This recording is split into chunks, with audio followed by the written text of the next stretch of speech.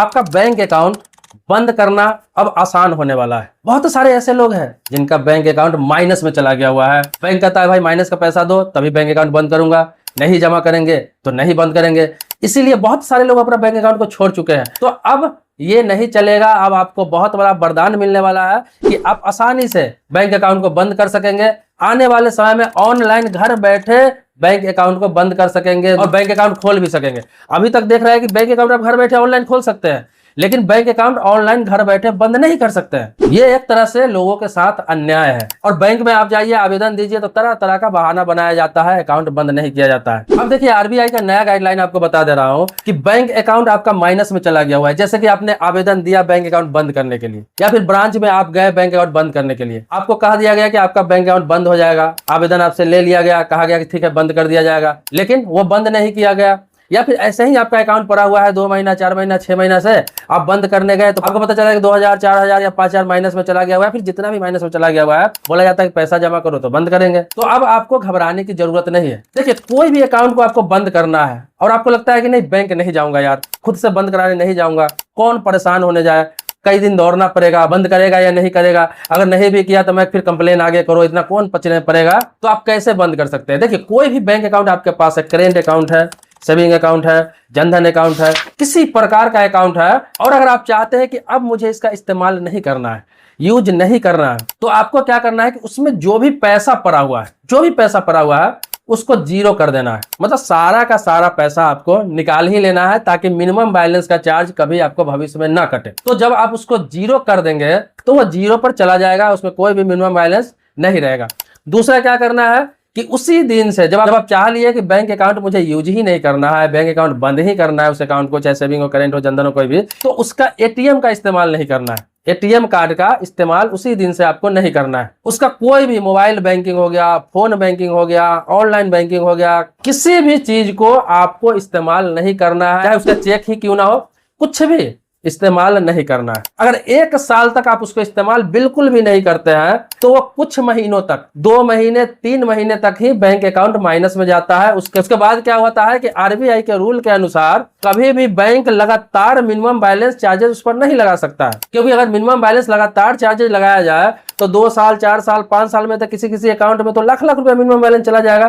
लेकिन उसका भी एक लिमिटेशन है। कोई बैंक 2 महीना, कोई बैंक 3 महीना ही मिनिमम बैलेंस चार्जेस लगाता है। उसके बाद क्या होता है कि इस पर रोक लगा दिया जाता है। बैंक ये देख लेता है कि ये जीरो बैलेंस पर है, मिनिमम बैलेंस काटने के लिए भी पैसा नहीं है और इस अकाउंट का इस्तेमाल नहीं हो रहा है। 2-3 महीने बाद माइनस करना बंद कर देगा और 1 साल तक वो देखता है और 1 साल के बाद वो खाता को इनएक्टिव कर देता है। मतलब वो खाता इनएक्टिव हो जाता है, मतलब उसमें कहीं से पैसा आ सकता है, अब पैसे को निकाल नहीं सकते हैं जब तक कि केवाईसी आप नहीं कराएंगे दोबारा। तो वो खाता ऐसे ही इनएक्टिव हो जाता है और आपका जो माइनस है उसमें वो माइनस में पड़ा रहता है। जैसे वो 2 साल होता है तो उसके बाद वो खाता डोरमेट हो जाता है। तो 1 साल तक इस्तेमाल नहीं करते हैं तो इनएक्टिव हो जाता है, और वो 2 साल होने के बाद अगर कोई भी छेड़छाड़ आप नहीं करते, कुछ भी यूज नहीं कर रहे हैं, तो 2 साल बाद वो डोरमेंट हो जाता है खाता। डोरमेंट जब हो जाता है तो डोरमेंट ये होता है कि अब किसी प्रकार के काम का वो खाता नहीं रहा, बैंक के लिए भी और आपके लिए भी। अब उस अकाउंट को कभी आपको स्टार्ट करना है तो आप 2 साल बाद भी केवाईसी करके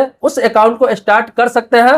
लेकिन 2 साल बाद जब उस अकाउंट को स्टार्ट करेंगे तो आपसे किसी प्रकार का कोई भी मिनिमम बैलेंस चार्ज का पैसा नहीं लिया जाएगा। 2 साल बाद क्या होता है कि जितना भी मिनिमम बैलेंस चार्जेस का पैसा रहता है वो आपको जीरो कर दिया जाता है, क्योंकि वो खाता उनको लगता है कि अब किसी काम का नहीं रहा। और उसके बाद भी आप उसको चालू नहीं करते हैं, एक्टिव नहीं करते हैं, उसका इस्तेमाल नहीं करते हैं, तो अब 3 साल के बाद क्या होता है कि खाते को फ्रीज करके और बैंक उसको बंद करना स्टार्ट कर देता है। बहुत सारे बैंक अब नियम अपनाने लगी है, क्योंकि आरबीआई का सख्त गाइडलाइन है कि 3 साल बाद अगर खाता कोई निष्क्रिय है, कोई काम में नहीं आ रहा है, डोरमेंट हो चुका है और उसमें पैसा भी नहीं है, 1 पैसा भी नहीं, वो जीरो बैलेंस पर था या फिर माइनस में था, उस खाता को बंद कर दिया जाए। आपने पिछले कई सालों से सुना होगा कि कई बैंकों में साइबर फ्रॉड की घटना घट गई है। कई बैंकों में तो ऐसा हुआ है कि स्टाफ के मिली भगत से जो खाते का इस्तेमाल नहीं हो रहा है, जो अकाउंट का इस्तेमाल नहीं हो रहा है, वो अकाउंट को साइबर फ्रॉड करने वाले को बेच दिया जाता था और उस पे लाखों रुपए, करोड़ रुपए का ट्रांजैक्शन किया जाता था, पैसा मंगाया जाता था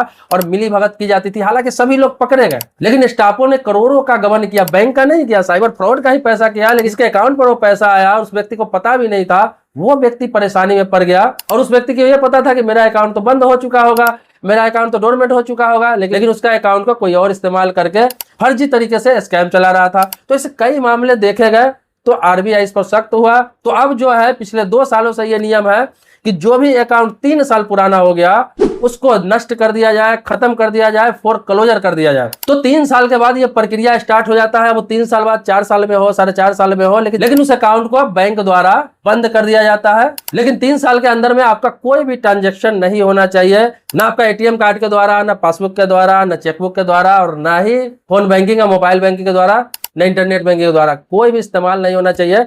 तो अब ऑटोमेटिक बंद हो जाता है। तो टेंशन लेने की आपको जरूरत नहीं है, परेशान होने की जरूरत नहीं है। अब देखिए, बहुत सारे लोग आपने सुना होगा कि 10 साल बाद खाते को बंद किया जाता है, 10 साल बाद वो बंद होता है, बाकी डोरमेंट हो जाता है, फ्रीज हो जाता है, लेकिन क्लोज वो 10 साल बाद होता है। ये भी सत्य है। तो किस मामले में कहा गया? आरबीआई का सख्त गाइडलाइन है कि जिस अकाउंट में पैसा है, चाहे वो 10,000 है, 20,000 है, 50,000 है, तो क्या है, मिनिमम बैलेंस मेंटेन हो चुका है।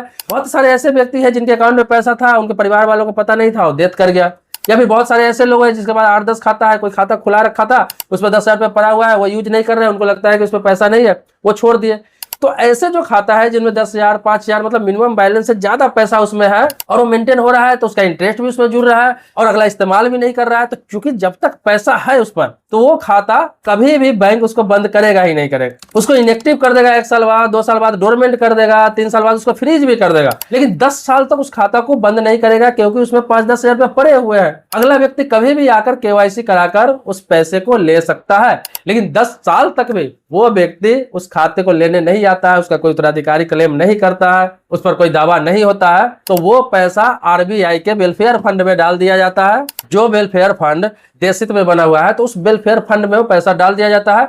उसके बाद उस अकाउंट को बंद कर दिया जाता है। लेकिन आरबीआई ने यह भी कहा रखा है कि 10 साल बाद भी अगर कोई उत्तराधिकारी आ जाता है, तो आरबीआई में क्लेम करके उस पैसे को रिटर्न ले सकता है। लेकिन 10 साल जहां पे क्लेम नहीं हुआ, तो 10 साल बाद कौन क्लेम करने जाएगा? तो ऐसे खाता को 10 साल बाद बंद किया जाता है जिसमें पैसा पड़ा हुआ है, मतलब मिनिमम बैलेंस से बहुत अधिक पैसा पड़ा हुआ है, लेकिन आप जीरो करके छोड़ देते हैं, तो आपका अकाउंट 3 से 4 साल में ऑटोमेटिक बैंक के द्वारा बंद कर दिया जाता है। आपको इसमें परेशान होने की जरूरत नहीं है, घबराने की जरूरत नहीं है। इसीलिए मिनिमम बैलेंस बहुत ज्यादा भी चला गया हुआ है तो आपको टेंशन लेने की जरूरत नहीं है। वो पैसा आपसे कभी भी बैंक रिकवरी करने नहीं आता है, क्योंकि आपने लोन नहीं ले रखा है, आपने कोई क्रेडिट कार्ड पर पैसा नहीं ले रखा है, आपने कोई उस कार्ड से शॉपिंग नहीं कर रखा है, आपने लिया नहीं है, वो अकाउंट पर चार्जेज लगा रखा है अपने सुविधा के अनुसार, क्योंकि आप इस्तेमाल नहीं कर रहे हैं। और जब रेगुलर इस्तेमाल नहीं करेंगे तो ऑटोमेटिक है, अपने नियम के अनुसार वो उसको एक न एक दिन बंद कर ही देगा। अब बहुत सारे लोगों के मन में ये भी सवाल रहता है कि क्या इस तरह के अकाउंट जो बंद होते हैं या फिर माइनस में चले जाते हैं, तो सिविल स्कोर का क्या होगा?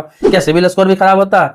तो सिविल स्कोर को इससे कुछ लेना देना नहीं है। सिविल स्कोर वहां खराब होता है किसी लोन में आप डिफॉल्टर है, किसी लोन का ईएमआई लेट कर रहे हैं, या फिर किसी क्रेडिट कार्ड पे पैसा लिए हुए हैं आप जमा नहीं कर रहे हैं, इसमें सिविल स्कोर खराब होता है। जहां पर आपने कुछ ले रखा है लोन के तौर पर, ऋण के तौर पर, कर्ज के तौर पर, और वहां पे ईएमआई या फिर पैसा आप रिटर्न नहीं कर रहे हैं, वहां पे सिविल स्कोर खराब होता है। यहां आप कुछ ले नहीं रहे हैं, आपने उसका सुविधा इस्तेमाल नहीं किया, आपने मिनिमम बैलेंस मेंटेन नहीं किया, इसलिए वो पैसा माइनस में गया हुआ है, वो उसका इंटरनल मामला है, आप इस्तेमाल नहीं करेंगे तो वो क्लोज कर देगा। तो सिविल स्कोर को कुछ भी लेना देना नहीं है इस अकाउंट से, इस तरह के अकाउंट से जो मिनिमम बैलेंस के कारण कभी बंद हुआ हो, या फिर बंद होने वाला है, या फिर मिनिमम बैलेंस के कारण वो माइनस में जा रहा है। तो ये तो हुआ कि आप ब्रांच नहीं जा रहे हैं, तो ऐसे बंद हो जाता है, कोई दिक्कत। लेकिन आपको तत्काल में बंद करवाना है, क्लोज करवाना है, कोई कारण है, कोई पर्पस है, तो आप सारा पैसा निकाल लीजिए उसमें से, और आपका किसी भी बैंक में अकाउंट है वहां जाके आप क्लोजर फॉर्म भर के जमा कीजिए। बैंक में क्लोजर फॉर्म मिल जाता है, किसी किसी बैंक में कहा जाता है कि सादे पेपर पर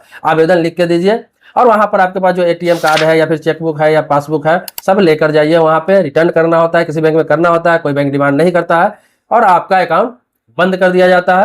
अगर नहीं किया जाता है तो फिर जाकर उनको कंप्लेन करेंगे तो वो बंद कर देंगे आपका अकाउंट। कभी भी जब बैंक अकाउंट बंद करने के लिए आप आवेदन दे तो उसका रिसीविंग जरूर ले। अगर सादे पेपर आवेदन दे रहे हैं तो उसका 2 कॉपी में बनाए, 1 कॉपी पर रिसीविंग कर ले, साइन मोहर करवा ले, वहां से ले ले।